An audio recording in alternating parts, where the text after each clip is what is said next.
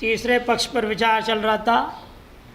देवात्म शक्तिम, इस पद का अनेक अर्थ कर रहे हैं, 5 पक्ष है।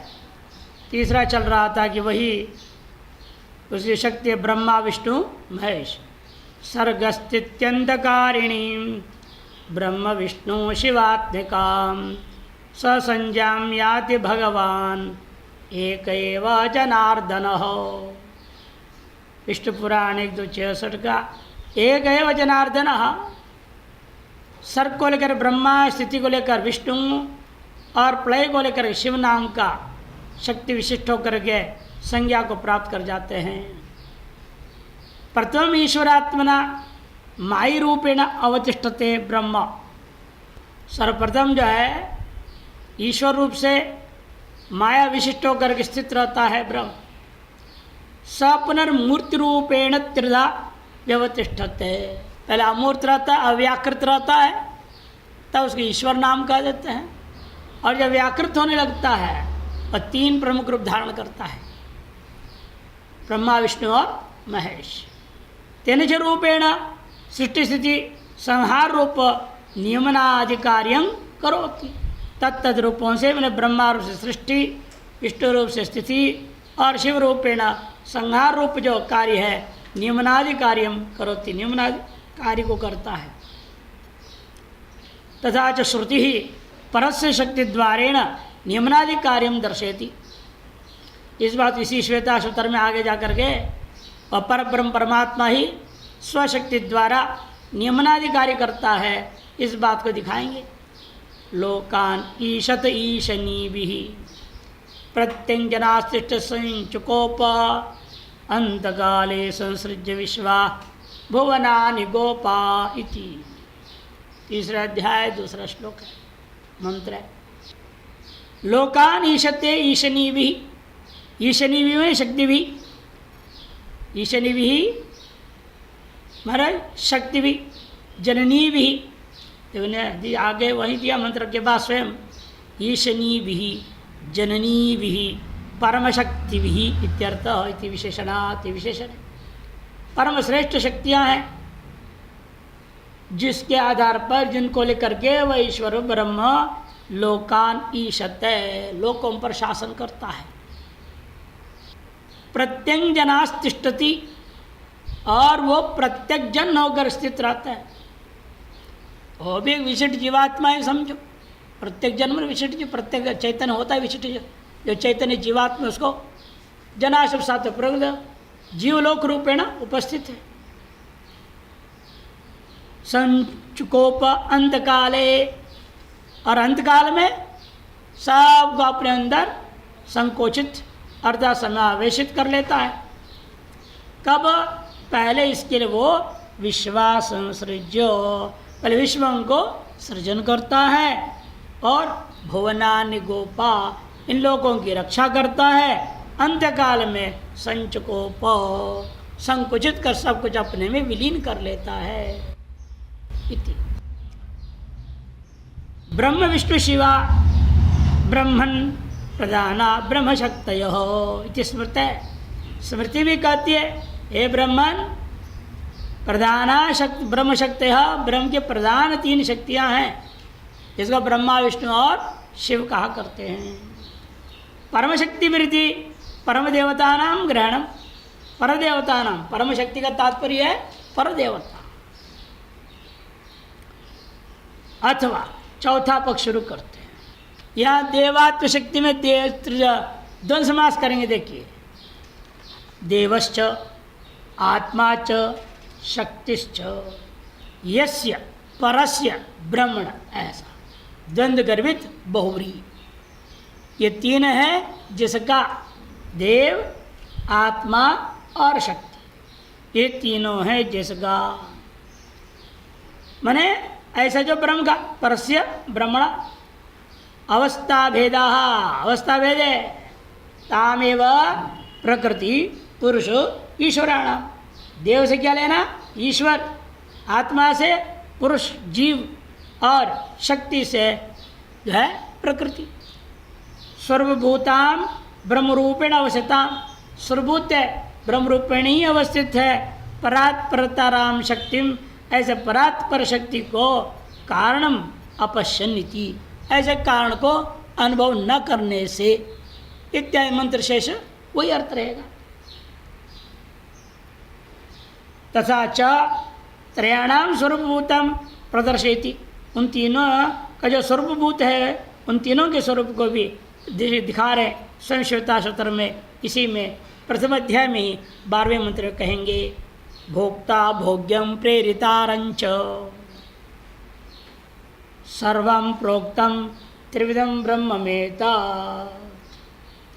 भोक्ता जीवात्मा पुरुष, और भोग्य मने प्रकृति, और प्रेरिता मने ईश्वर।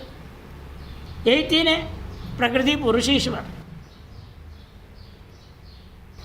इनको मत्वा सर्वम प्रोक्तम त्रिविधम ब्रह्ममेता, यह जो त्रिविध ब्रह्म का स्वरूप है इसे जान कर मोक्ष को प्राप्त करेगा। ऐसा आगे है उत्तरार्ध, वहाँ पूर्वार्ध दे दिया। एक और मंत्र 1:9 का दे रहे, त्रयम यदा विंदते ब्रह्ममेतत्, जब तीन को प्राप्त कर लेते हैं वह ब्रह्म ही है ऐसा अनुभव कर लेते हैं तो ब्रह्म ही हो जाते हैं। ऐसा जो ब्रह्म है स्वगुणैर ब्रह्म परतंत्र ही प्रकृत्यादि विशेषणैर उपाधि भी, ब्रह्माधीन जो रहने वाले प्रकृति पुरुष और ईश्वर, प्रकृत्यादि विशेषणैर उपाधि फिर गूढ़ाम छिपा हुआ है। तथा च दर्शयिष्यति, इस आगे दिखाएंगे भी, एको देवः सर्वभूतेषु गूढ़ः, छठा अध्याय 11वें में। तम दुर्दर्शन गूढ़म अनुप्रविष्टम, कठोपनिषद में कहा है 1-2-12 में। यो वेद निहितं गुहायाम, तैत्तिरीयोपनिषद 2:1-1। ये संतन विजानन्ति देवाः इति श्रुत्यंतरम, मैं कहाँ का पता नहीं। यही वसंतम, यहाँ रहते हुए भी देवता लोग भी उसे नहीं पहचान पाते, वो भी अहंकार में आ जाते हैं, मैं बोलने लग जाते, तो उन्हें भी दंड देते हैं ईश्वर। कहता अच्छा, ये तो कहा था केनोपनिषद में, अस्माकम महिमेति, अस्माकम महिमेति। अरे हमारी महिमा कहाँ, कोई ईश्वर कुछ नहीं है, हमारे बल पर हम सब किए हैं, हमने जाना है। एक दिव्य प्रकाश में पुंज खड़ा हो गया, कहते किमिदम यक्षमिति, सारी दुनिया को जान लिया, सबको जीत लिया, और किमिदम यक्षमिति, यक्ष क्या है ये, अजीबोगरीब पूज्य कोई तत्व दिखता है, न सर न पैर न हाथ न कुछ, एकदम प्रकाश दिव्य दिख रहा है। समझ नहीं पाए तो उनकी मीटिंग हुआ, भाई चलो भाई किसी को भेजा जाए जानने के लिए, है कौन, कहाँ से आ गया ये, पहले भेज दिया, जाओ भाई अग्नि देवता कहा गया, आप ही महान हो, हम सबको भोजन पानी तो आप ही पहुँचाते हो, भेज दिया जाओ। वो जाके क्या कर पाया, इधर बोल बड़े तुम कौन है, तो मैं जात वेदा, लोगों ने अग्नि का और अपने विशेषण को बोल रहा है। एक घास का तिनका जला नहीं पाया, वायु सुखा के उड़ा नहीं पाया, अब इंद्र के सामने गायब भी हो गया। ऐसा वर्णन आया है ना केनोपनिषद में, आपने पढ़ा है। इसे देवता भी इसे नहीं जान पाए, बेचारा मनुष्य क्या करेगा, इसकी क्या औकात है कि जान लेगा, उसको पकड़ लेगा। लेकिन यही विचित्रता है, जो देवता भी नहीं जान पाते हैं वो मनुष्य आसानी से जान पाते हैं। कि मनुष्य थोड़ी सी तपस्या कर ले काम बन जाता है, वैसे तपस्या करता नहीं, हमेशा समस्या है, सुविधा भोगी हो गया है, क्या कहे, बचपन से आदत खराब कर देते हैं, खाली पैर चलने नहीं देते, माँ बाप जूता पहनाते रहते हैं, और जिंदगी भर यही चाहता कोई जूता पहनावे हमको, खुद पहनना चाहता ही नहीं। मजदूरी पीछे कुछ दिन पहन भी लेता है, तो बाद में फिर पत्नी आ जाती, फिर उसको कहता है पहना दे, थोड़ा पॉलिश करके दे दे, ले भाई। बड़े विचित्र दुनिया है। तो इसीलिए भोगवादी हो गए हम लोग देवता जैसे, तो हम लोगों के लिए कठिन लग रहा है। जिस दिन आप भोगवादिता को त्यागिए, सुख सुविधा के चक्कर को छोड़िए, तो थोड़ी सी तपस्या कर लीजिए, तो ब्रह्म ज्ञान आसानी से हो जाता है। इसलिए मनुष्य के लिए इतना जो है वर्णन करता है, श्रुतियों ने प्रेरणा दी है, भाई करो। यह कारणानीति शेष शब्दों का अर्थ पूर्वात कहा दिया। 5 पक्ष लाते हैं देवात्म शक्ति की व्याख्या में, अथवा देवात्मनो, देवात्मा क्या चीज है? द्योतनात्मनो, द्योतनात्मा का तात्पर्य प्रकाश स्वरूपस्य, या देव और आत्मा दो अलग शब्द एक ही। देवात्मा ने द्योतनात्मा मैंने प्रकाश स्वरूप, आत्म शब्द का स्वरूप लिया, प्रकाश स्वरूप उस परमात्मा का। क्यों सब प्रकाश स्वरूप है वो? ज्योतिषां ज्योति ही, ज्योतियों का भी ज्योति है। ज्योतिषां ज्योति रूपस्य प्रज्ञान घन स्वरूपस्य परमात्मनो जगत उदय स्थिति लय नियमन विषयाम शक्ति, ऐसा जो ज्योति स्वरूप प्रज्ञान घन स्वरूप उस परमात्मा का जगत के उदय स्थिति और लय आदि नियमन विषय का शक्ति है, सामर्थ्य है। उसको अपश्यन इत्यादि शब्दों का पूर्ववर्ती घटाना है। या सीधे सीधे षष्ठी तत्पुरुष समास है, अलग अलग समास से व्याख्या कर रहे हैं ना। बहुव्रीहि समास लिए, द्वंद्वकर बहुव्रीहि ले लिए, या षष्ठी तत्पुरुष ले रहे हैं, अलग अलग लेकर के घटाया। इसको पूरा होने दो, फिर 5 पक्ष एक साथ देखेंगे, तब फर्क समझ में आ जाएगा। शक्ति सामर्थ्य व पश्यन, क्यों सामर्थ्य? उस सामर्थ्य को नहीं देख पाए? स्वगुणैर स्वेष्टिभूतैर सर्वज्ञ सर्वेशित्रित्वादि भीर निगूढ़ां, क्योंकि या तो अपने व्यष्टि भाव से छिप गया, या आपके समष्टि भाव में देवादि भाव में भी छिप गया। स्वेष्टि भावैर भूतैर और सर्वज्ञ सर्वेशित्रित्वादि भी निगूढ़ां, सर्वेशित्रित्वादि के द्वारा भी निगूढ़ है। तत्तद विशेष रूपेण अवस्थित तत्वात् स्वरूपेण शक्ति मात्रेण अनुपलभ्यमानाम, कि तत्तद विशेष रूपेण अवस्थित होने के नाते वो जो सामान्य स्वरूप है उसको कोई ग्रहण नहीं कर पाता है। तथा च मानांतर वेद्याम शक्तिम दर्शयति, इसलिए मानांतर वेद्य शक्ति को ही बता रहे हैं। न तस्य कार्यं करणं च विद्यते न तत्समश्चाभ्यधिगश्च दृश्यते परास शक्तिर्विविधैः श्रूयते स्वाभाविक ज्ञान बल क्रिया च। श्रुता सूत्र परिषद 6:8 का है। न तस्य कार्यं करणं च विद्यते, उस ब्रह्म का न कोई कार्य न कोई कारण है। न तत्समश्चाभ्यधिगश्च दृश्यते, न उसके बराबरी कोई है तो उसके अधिक होने का कोई सवाल ही नहीं उठता कोई दूसरा। किंतु अस्य पराशक्तिर विविधैव श्रूयते, लेकिन इसकी पराशक्ति के बारे में श्रुतियों में ही केवल अनेक प्रकार सुनने को मिलता है। स्वाभाविकी ज्ञान बल क्रियाच, और वह जो शक्ति है उस परमात्मा का वह कैसा है? स्वाभाविक ही है। ज्ञानात्मिका शक्ति, बलात्मिका शक्ति और क्रियात्मिका शक्ति है। ज्ञान बल क्रियाच, ऐसी विशिष्ट शक्ति उसका सामान्य शक्ति है जो हम लोगों को ही ग्रहण नहीं कर पाते हैं,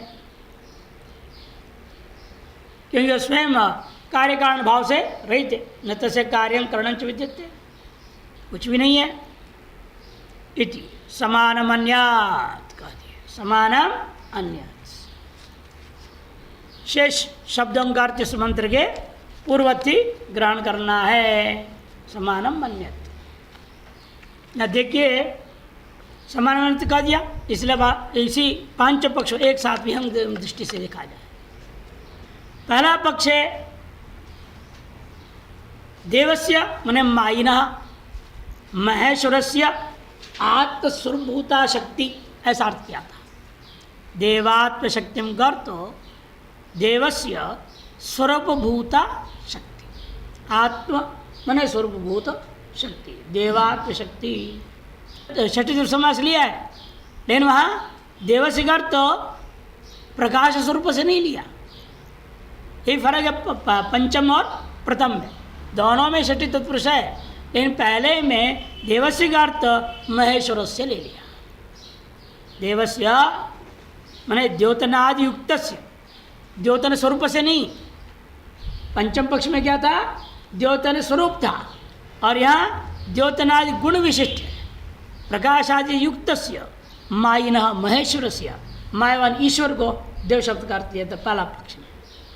उसका आत्मा माने आत्मभूताम अर्थात स्वरूपभूताम जो शक्ति,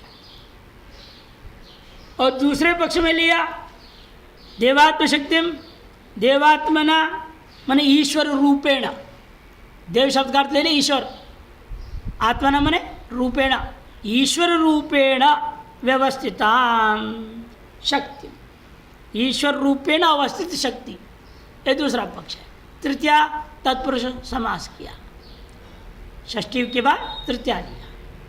तीसरे पक्ष में भी प्रथम पक्ष जैसा ही है, देवस्य परमेश्वर से आत्मभूता शक्तिम, यहाँ कहकर वहाँ पहले मैं छोड़ा था, लेकिन यहाँ शक्ति की व्याख्या कर देते हैं। जगत उदय स्थिति लय हेतुभूता ब्रह्म विष्णु शिव स्वरूपाम शक्ति, शक्ति का स्वरूप विशेष कथन कर दिया।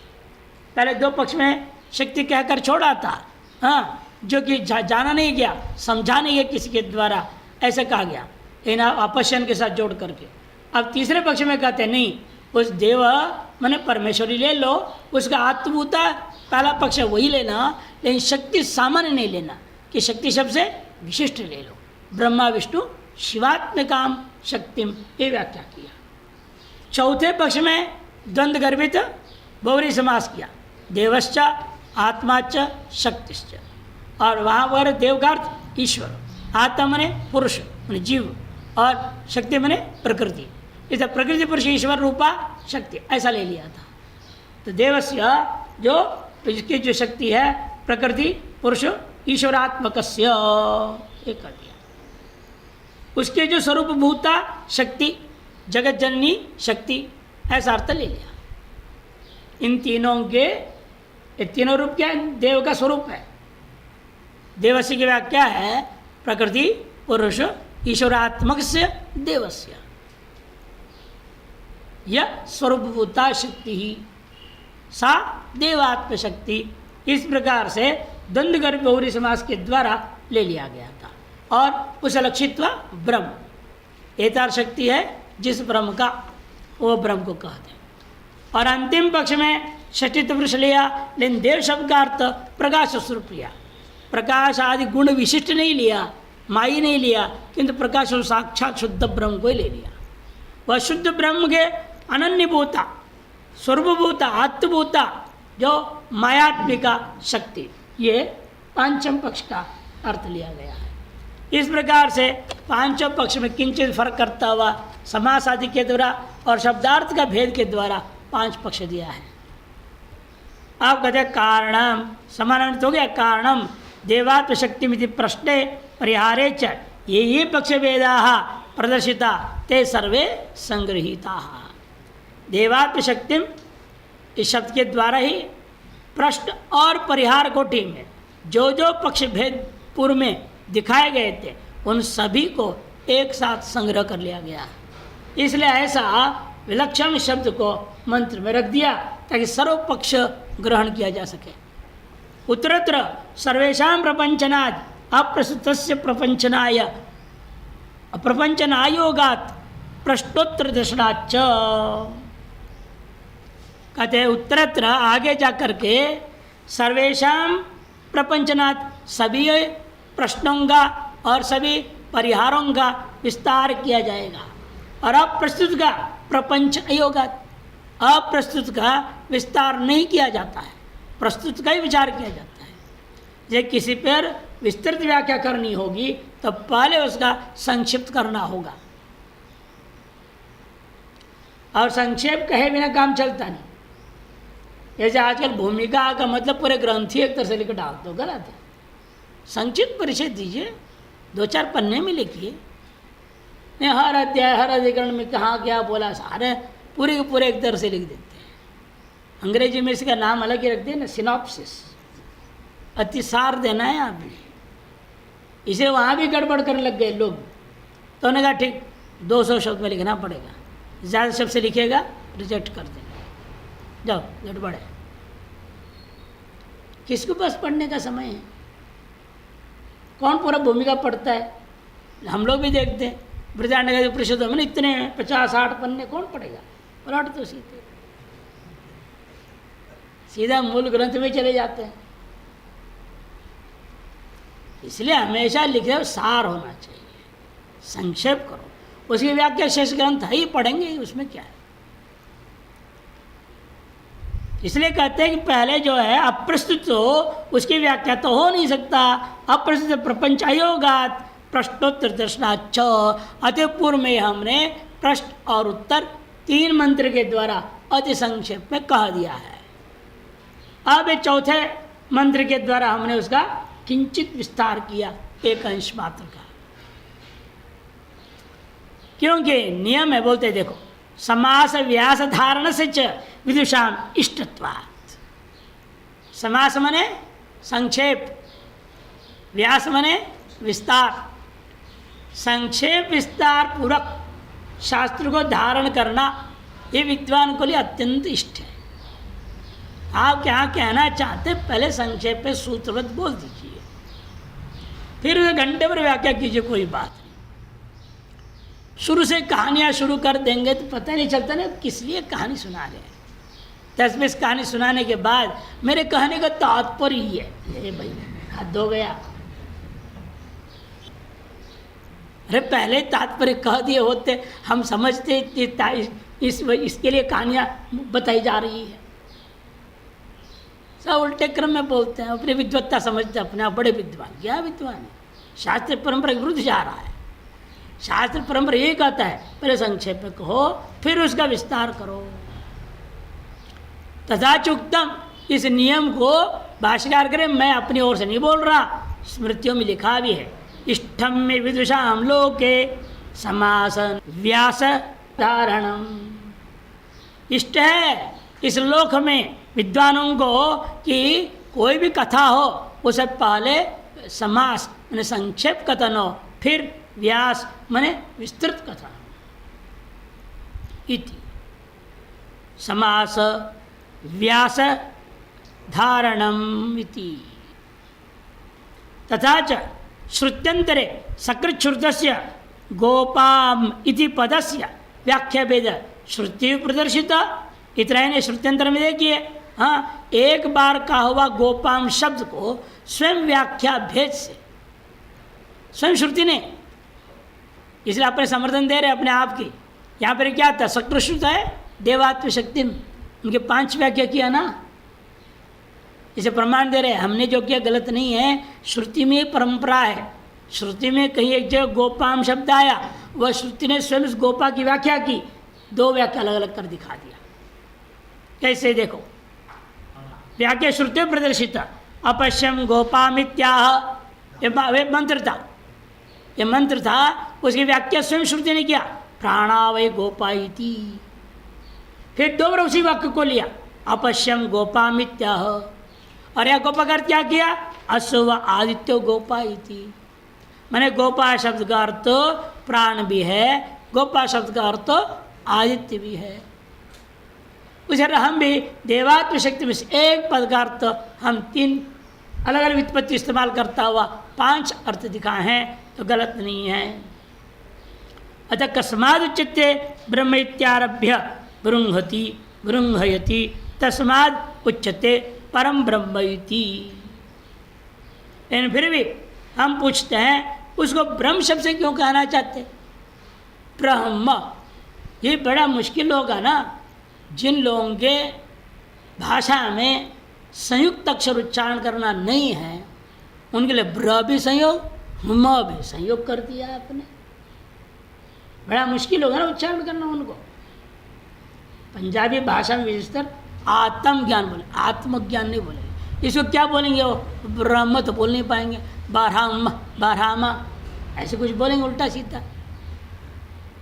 ऐसे कठिन शब्द क्यों रखा आपने? जो किसी भाषा वालों के लिए तो उसको उच्चारण करना मुश्किल हो जाएगा, नाम लेना मुश्किल होगा।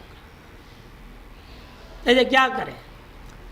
जो जिस तत्व का नामकरण कर रहे हैं आप ब्रह्म शब्द से, उस तत्व का लक्षण जो स्वरूप है वो इसी शब्द से बताया जा सकता है, अन्य शब्द से बताया ही नहीं जा सकता, ये मजबूरी है।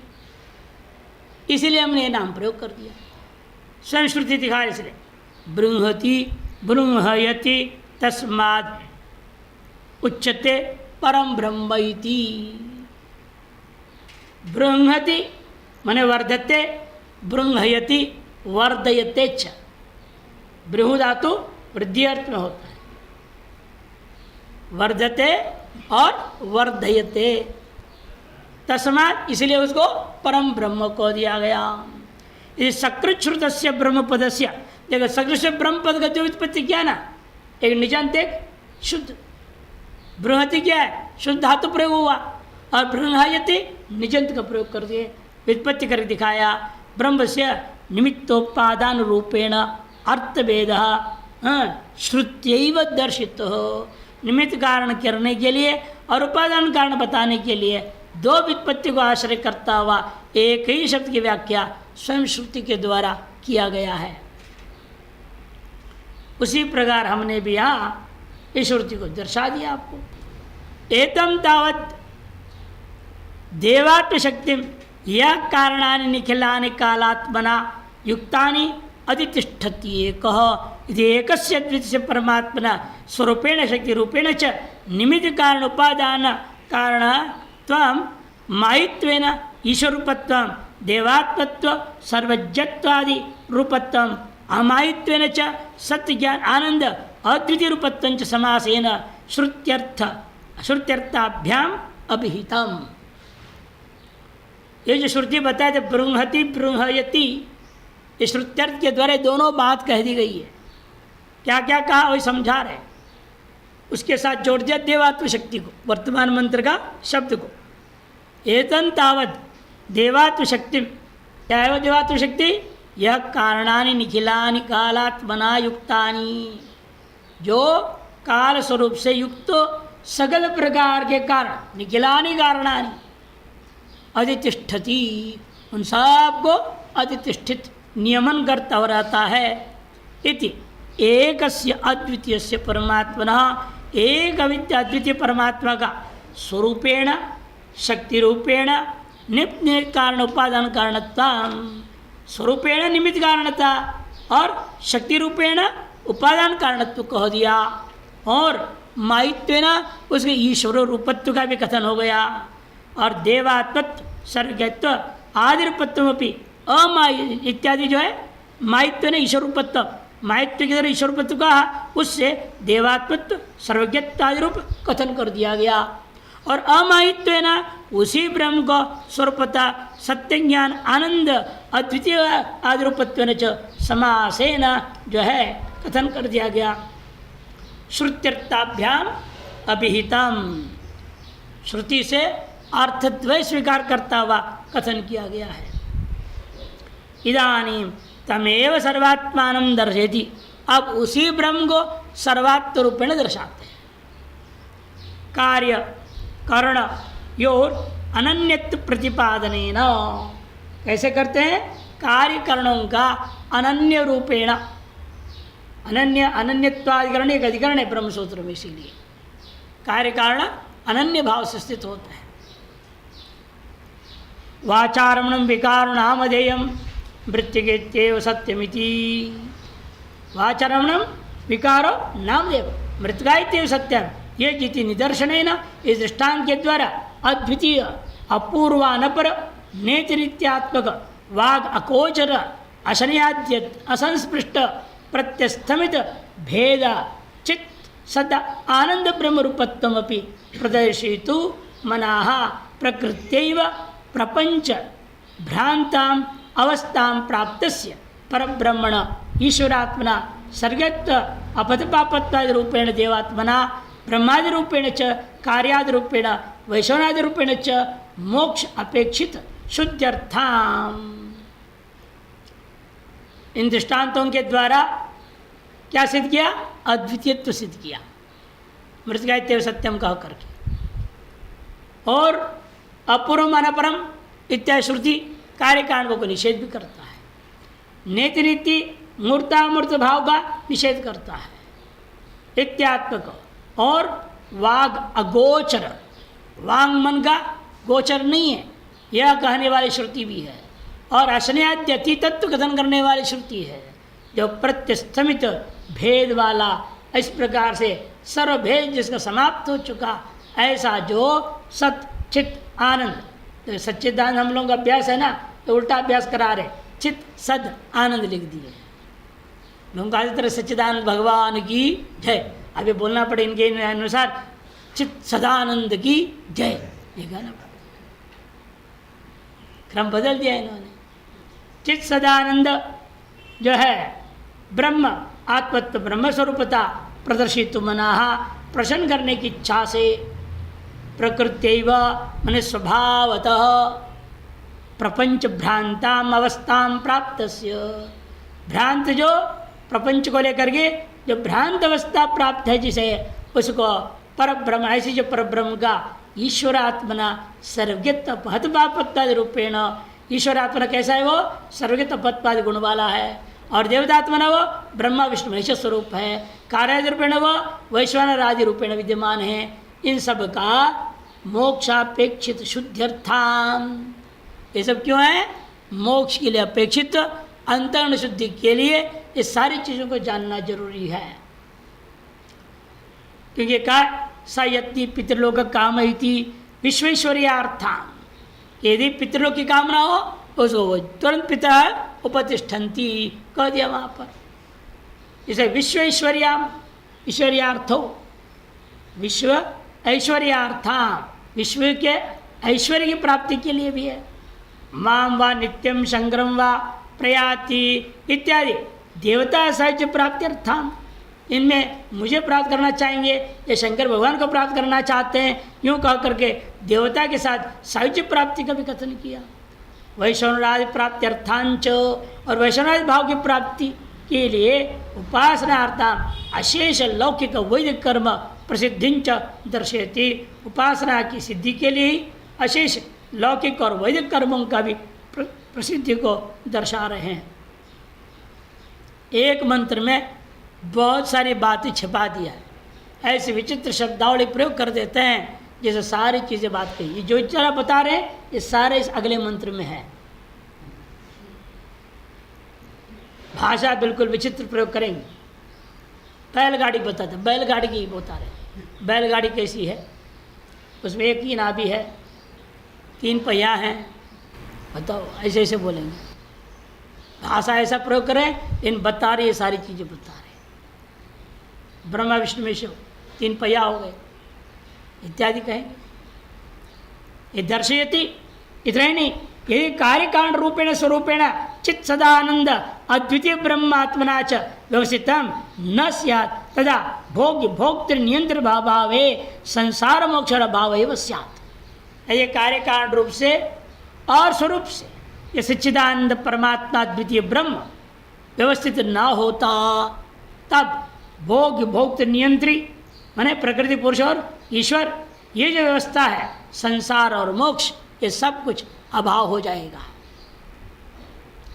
अधिकारेण अभावेन साधन प्रपंचस्यापि भावात्, अधिकारी नहीं रहेगा तो साधन प्रपंच भी नहीं रह जाएगा।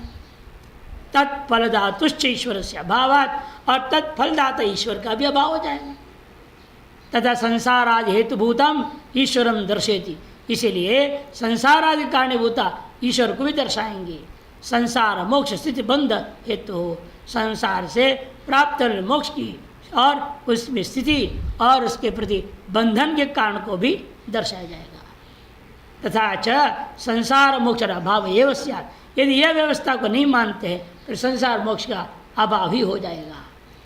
तत्सिद्ध्यर्थम प्रपंचाद्यवस्थानम दर्शयति, प्रपंचादि की अवस्थिति को दर्शाते हुए स्वयं सन सुजातीय में भी कह दिया गया। एकम पादम नोत्क्षिपति सलिलाध्वंस उच्चरन सचेत अविंदत्तानंदम न सत्यम न नृतम भवे। कहते देखो सलिलाध्वंस इव, जैसे जल से हंस अर्थात जल से अलग करके, जैसा हंस हो केवल दूध मात्र पी जाता है, उसी प्रकार से एकम पाद पे नोत्क्षिपति उच्चरण, एक पाद का भी उत्क्षेप यदि नहीं करता है और उच्चारण व्यवहार करते हुए सच्चित आनंदम अविंदत, यदि वह आनंद स्वरूपता का अनुभव कर लिया, फिर न यह सत्य रूपा मोक्ष रह जाता है, न अनृत रूपा संसार रह जाता है। सारी व्यवस्था भंग हो जाएगी। जिस क्षण हंस के समान आप पृथक करके दूध से जैसा पानी को आपस में अलग करता दूध मात्र पी जाता है, वैसे आप भी सत्यानृत की जो मिथुनी भाव हो रखा है, इसको पृथक करके यदि अनुभव कर लिया, आनंद को प्राप्त कर लिया, फिर आपके लिए न मोक्ष न संसार है, खत्म हो जाएगा। इति सन सुजाते भी एकम पाद नोत्क्षेपति इत्यादि उत्तम। तथा च श्रुति, श्रुति भी कहती है पादों से विश्वा भूतानि त्रिपादस्यामृतं दिवी, पादों से विश्वा भूतानि, इस ब्रह्म का एक पाद में सारा संसार है। त्रिपादस्य अमृतम दिवी, इसका विपरीत होने लगा एकम पादम नोत्क्षिपति। इसमें क्या, एक पाद में जगत को उत्पन्न किया और एक पाद में जगत उत्पन्न नहीं करता और व्यक्ति को आनंदानुभूति हो जाती, फिर तो मोक्ष और संसार व्यवस्था नहीं रह जाता। व्यतिरिक्त मुख से कहा सन सुजाति ने, उसको जो है विधि मुख से कह दिया, एक पाद में सारी सृष्टि पैदा कर दिया गया और शेष 3 पाद अमृतमय होता है थी। तत्र प्रथमेन मंत्रेण सर्वात्मानं ब्रह्मचक्रम दर्शयति, जब प्रथम मंत्र के द्वारा सर्वात्मा रूपी ब्रह्मचक्र को दिखाएंगे, द्वितीय न नदी रूपेण, और द्वितीय का भाग को नदी रूपेण दिखाएंगे। तमेकेति, यहाँ तक अवतरण का हुआ। तमेक नेमिं त्रिवृतं षोडशान्तं शतार्धारं विंशति प्रत्यराभिः अष्टकै षड्भिर्विश्वरूपैकपाशम् त्रिमार्गभेदं द्विनिमित्तैकमोहम् तमेकनेमिं त्रिवृतं षोडशान्तं शतार्धारं विंशति प्रत्ययार्भिः अष्टकै षड्भिर्विश्वरूपैकपाशम् त्रिमार्गभेदं द्विनिमित्तैकमोहम्। तम एक नेमिम कह दिया, जो एक है कारणानि निकलानि जिसमें अधिष्ठित है, वो कैसा है, एक नेमिम मन एक योनि वाला है। रथ के चक्र में नेमी अराएं नाभि होती है। नेमी उन्हें बाहर जो होता है उसको कहते हैं नेमी, और जो बीच के तार होते हैं वो अराएं, और जो जिस पर वो सारी अराएं निम्न अंदर की ओर जुड़े हुए वो नाभि है, बाहर जुड़ता है वो नेमी होता है। नेमी और नाभि से जुड़ा हुए बीच में अराएं होती है। ऐसे 2 चक्का होता है, 3 चक्का भी होता है, 2 चक्का आगे पीछे होता है जिसको साइकिल कहते हैं, 3 चक्का होता है जिसको ठेली वाला वगैरह जो होते हैं 3 चक्के वाले होते हैं, है कि नहीं। 3 चक्के रिक्शा भी है, 4 चक्के वाले भी होते हैं। तो यहाँ पर वो चक्र रूप दे दिया एक नेमिम, वह एक जो ब्रह्म है, व्यापक है, वो मूल आधार है, उससे जुड़ा हुआ होकर के सभी के सभी अन्यत्र केंद्रित हो जाते हैं। त्रिवृतम, वह त्रिवृत है। त्रिवृतम त्रिवी सत्रज तमोभि प्रकृति गुण वृतम आवृतम, प्रकृति मैंने सत्रतम रूपी गुण के द्वारा आवृत है, ढक दिया गया। इसलिए टायरों को काला ही बनाया जाता है। आपने देखा है सफ़ेद टायर, लाल टायर, पीला टायर, आवरण है ना अंधकारात्मक। चक्र की सादृश्यता आज भी मान रहे हैं, अंग्रेज जान के अनजान की भगवान जाने, लेकिन मान तो रहे हैं। हाँ, बच्चों के खिलौने का तो बात अलग है, उसके चक्के रंग बिरंग हो जाते हैं। और षोडशांतम कह दिया, षोडशांतम, 16 कलाओं से परिपूर्णता को प्राप्त होकर अवतरित हो जाता है। षोडश कला अवसानम, अंतम ने अवसानम यस्य, 16 कलाएं हैं सृष्टि का विस्तार जिसका, ऐसा है वो। इन चक्र के द्वारा कहाँ तक जाना है? लोग जाते हैं, कई लाखों किलोमीटर यात्रा हमने किया, Guinness book of world of records में डाल देते। नहीं, अमुक ने देखो 2 पहिए पे दौड़ा, पूरा देश घूम लिया, विश्व के आगा देशों में चला गया, ये सब आते हैं। लेकिन हमारे शास्त्र कहता है वो 16 कलाओं में ही सीमित है भाई, उसे कोई 17वां कला है नहीं जहाँ पर ही जावे कुछ करे, उसकी प्रवृत्ति हो। जो कुछ भी जगत है 16 कला पुरुष में ही सीमित समेट जाता है। शतार्ध अराय कितने? शतार्ध, 100 का आधा माने 50 अराय हैं इसमें, 50 अराय हैं। तमो मोह महामोह तामिसर अन्य तामिसर नाम के 5 भाग करते हुए उसके प्रत्येक विभाग आदि को जोड़ते हुए 50 हो जाता है। योग सूत्र में इसका विस्तार है।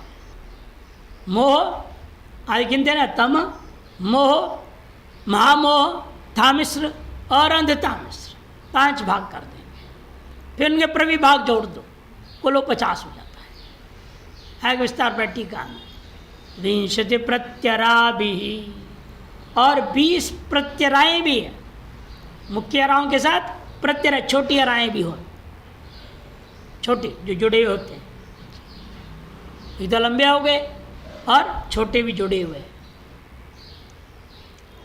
वो जो है प्रत्यराएँ वो कितने हैं? कुल 20 है कह दिया, कुल 20 है। अष्टकैर षड्भिर विश्वरूपैकपाशम,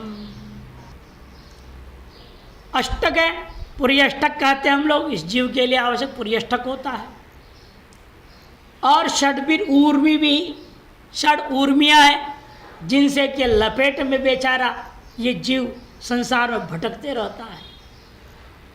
विश्वरूपैकपाशम, अनेक रूप वाला संसार एकमात्र पाश है। त्रिमार्ग भेदम, उत्तरायण मार्ग, दक्षिणायन मार्ग और जैसुमरियस मार्ग रूपी त्रिमार्ग भेदम द्विनिमित्तैकमोहम् इति, और 2 निमित्त है जिसके वजह से तद्वारा एक मोह रूपी अज्ञान से यह ग्रस्त हो जाता है।